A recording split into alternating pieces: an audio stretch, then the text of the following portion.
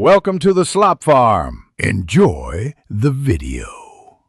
You start by confirming model and OS so you avoid incompatible installs. Once done, back up the app data to a folder or cloud that preserves settings. Next, enable developer options and USB debugging. This lets your computer communicate. Make sure you have a reliable USB cable and enough free storage.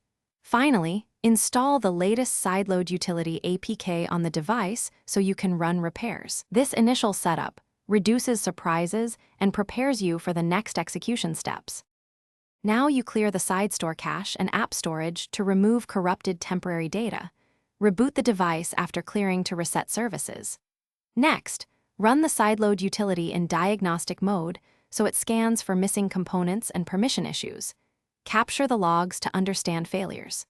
If diagnostics show broken binaries or bad signatures, reinstall the core components or restore the original APK signatures using the utility. This replaces damaged files while preserving your app settings when possible. Finish by verifying the Sidestore launches cleanly and can install or update packages. Open the utility and perform a simple install from a trusted APK to confirm end-to-end flow. Make sure permissions are granted and intent handlers respond. This confirms integration with the system. If problems persist, consult the saved diagnostic logs.